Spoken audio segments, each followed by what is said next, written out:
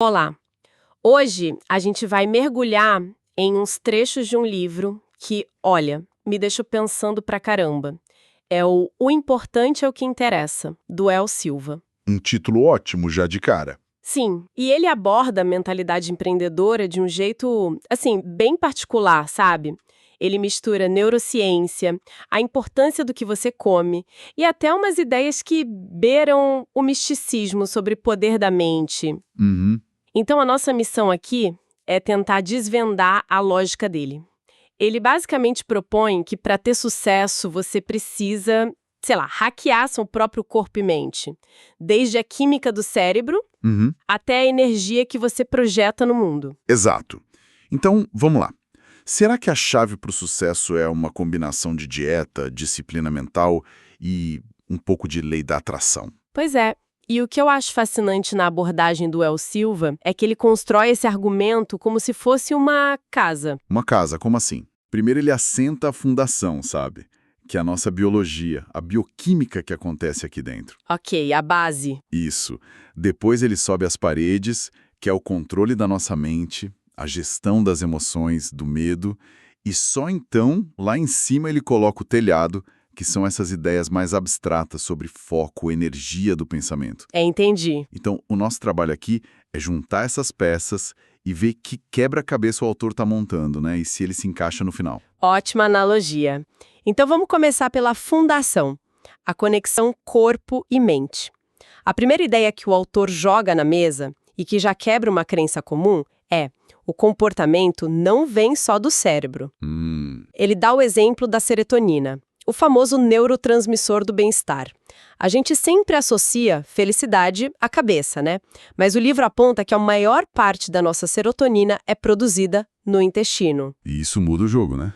Muda completamente. Totalmente. De repente, a conversa sobre bem-estar e até sobre depressão passa a incluir o seu prato de comida. Exato. O autor argumenta que negligenciar a alimentação é como tentar construir um prédio em terreno arenoso. Simplesmente não se sustenta.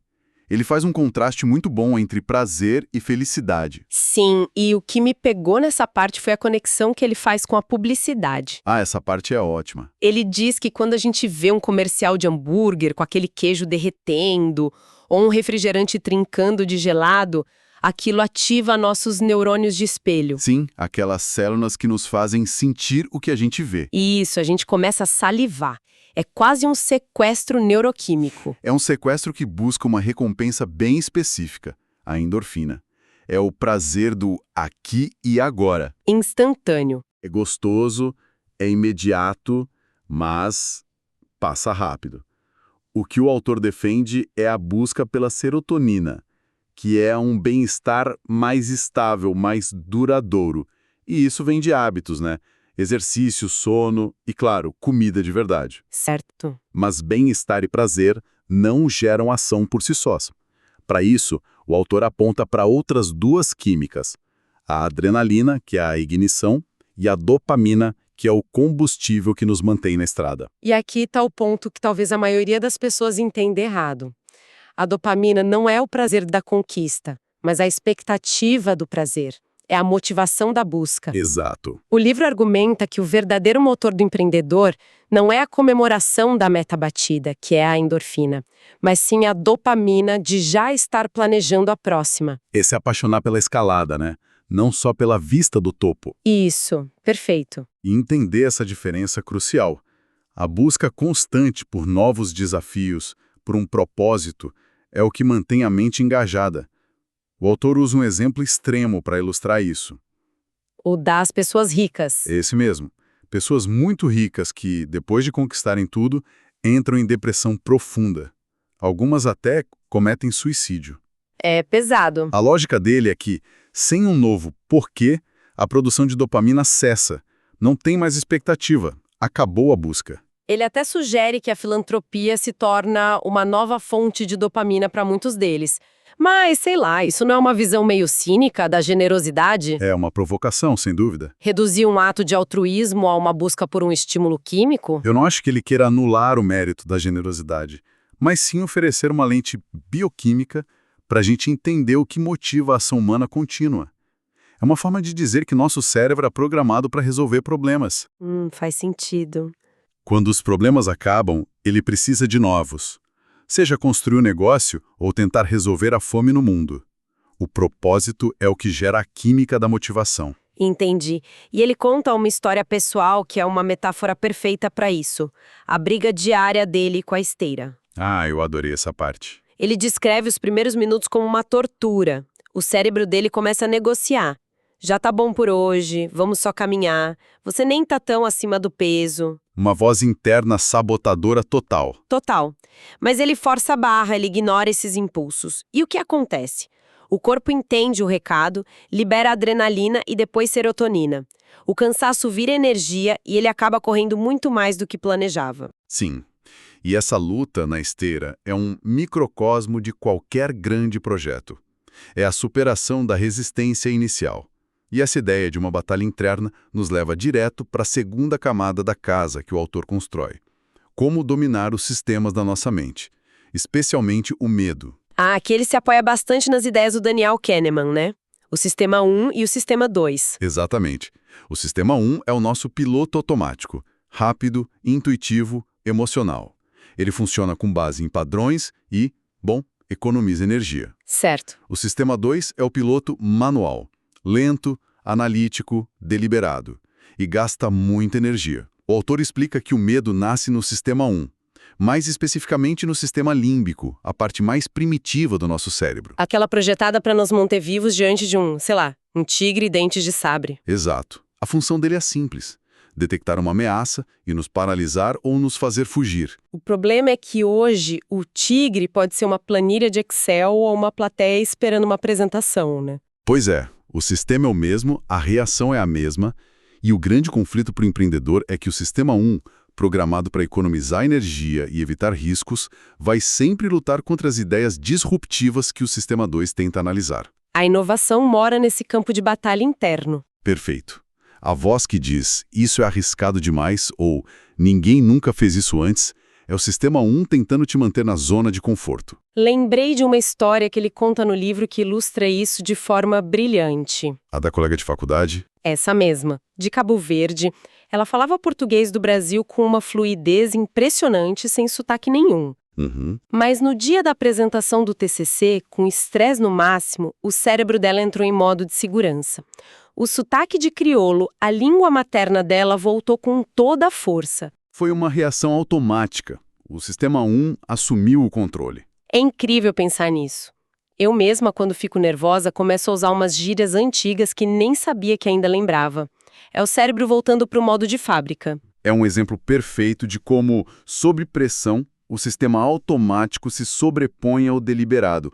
E é por isso que o autor cita aquela frase famosa de pai rico, pai pobre. Aprenda a usar suas emoções para pensar e não pensar com suas emoções. Exato. É um convite para a gente ativar o sistema 2 e não deixar que o medo primitivo do sistema 1 dite as regras do jogo. E qual seria a ferramenta para vencer essa batalha? Como se treina o sistema 1? O autor recorre a Napoleão Hill para dar a resposta. O medo, o pior de todos os inimigos, pode ser eficazmente curado pela repetição forçada de atos de coragem. É a mesma lógica da esteira. A mesmíssima. Ao se expor repetidamente à situação que causa medo, falar em público, fazer uma ligação de vendas, apresentar uma ideia, você está, na prática, reprogramando seu sistema 1. Você ensina a ele que aquela situação não é uma ameaça de vida ou morte. O bloqueio vai diminuindo. Exato. Com o tempo, ele diminui. A chave é a prática deliberada. Ok. Então a fundação é a bioquímica, as paredes são o controle desses sistemas mentais, e essa ideia de que podemos treinar o cérebro nos leva a uma pergunta ainda mais radical que o autor faz. Ah, agora a coisa fica interessante. E se a gente pudesse treinar a mente, não só para mudar nós mesmos, mas para influenciar o mundo ao nosso redor? É aqui que ele entra no polêmico conceito de biocomunicação. É um salto conceitual e tanto. Ele sai da neurociência e entra num território que, olha, muitos considerariam metafísico. Totalmente. Para dar uma base histórica a essa ideia, ele resgata a figura de um cientista brasileiro fascinante e pouco conhecido, o padre Roberto Landel de Moura. Um dos pioneiros do rádio. Sim. E o Landel de Moura tinha uma teoria que ele chamou de estenicidade. Ele defendia que o corpo humano é envolto por uma energia, uma aura, que mudaria de cor com o nosso humor e que seria capaz de se comunicar com o universo. Nossa.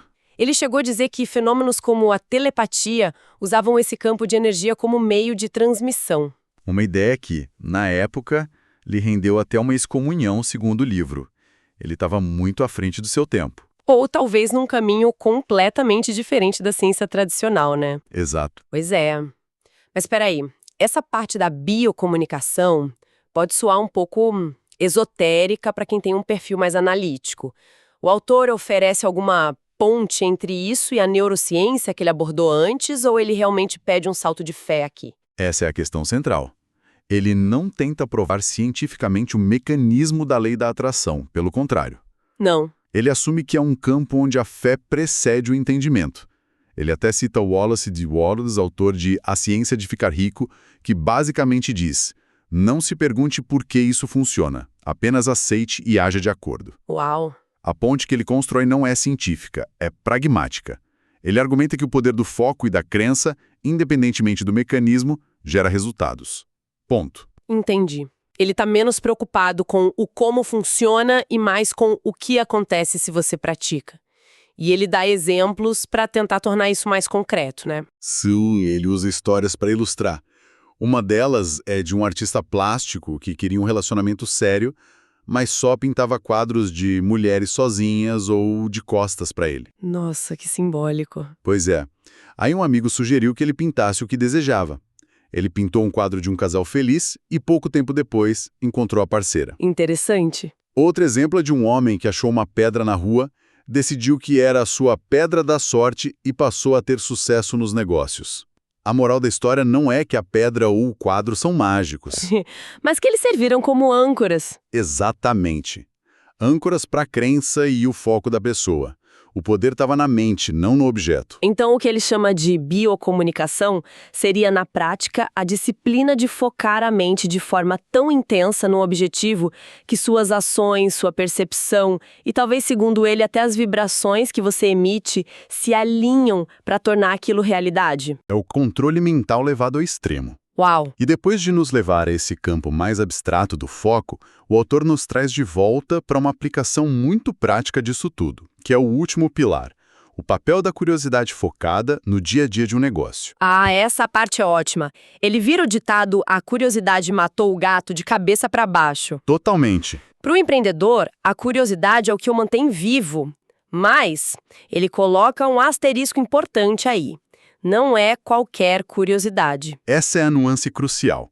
Ele fala sobre o risco da obesidade de informações desnecessárias. Eu adorei esse termo. É a curiosidade dispersa, que te faz pular de um artigo para outro, de um podcast para outro, sem nunca aprofundar ou aplicar nada. Sei bem como é. O que ele propõe é uma curiosidade nichada, estratégica, usar o cérebro como um filtro poderoso para buscar ativamente apenas o conhecimento que vai resolver um problema real de seu negócio ou abrir uma nova oportunidade. E na prática, isso se conecta com o papel do empreendedor na empresa. O livro usa uma analogia que eu achei perfeita. O empreendedor não deve ser a engrenagem, mas sim o óleo que lubrifica a engrenagem. Exato. À medida que o negócio cresce, é preciso sair do operacional. Uma lição dificílima para muitos fundadores que são centralizadores por natureza. Demais. A ideia é delegar tudo que pode ser delegado para liberar tempo e energia mental para o que só o líder pode fazer. Estudar o mercado, conversar com clientes, pensar em novos produtos, construir relações estratégicas. Ele até cita o Timothy Ferriss, né? Sim, mesmo que você possa fazer algo melhor do que o resto do mundo faria, isso não significa que você deveria fazer. É isso. A curiosidade focada exige tempo, e esse tempo não aparece se você estiver preso respondendo e-mails o dia todo. O recado final, então, é que o trabalho principal do empreendedor é pensar, criar e direcionar.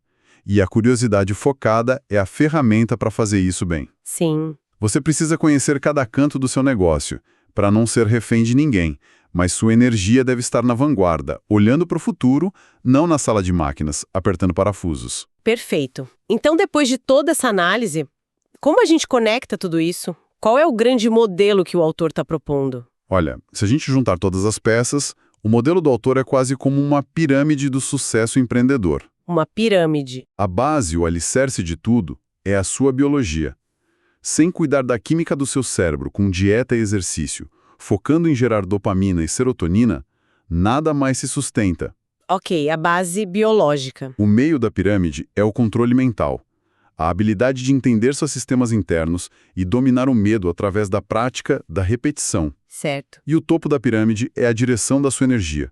A capacidade de focar sua intenção no que você deseja, seja você chame isso de fé ou de biocomunicação. E o que une tudo isso? O que te faz subir cada um desses degraus? A curiosidade focada. Ela é o motor que te impulsiona a aprender sobre sua própria biologia, a estudar sua mente, a refinar seu foco e a inovar no seu negócio. Sem ela, a pirâmide inteira fica estática. Uau!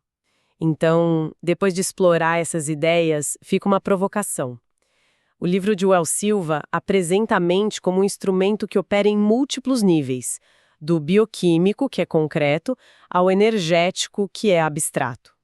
A pergunta que fica é: para quem busca resultados, importa mesmo separar o que é ciência comprovada do que é baseado na fé?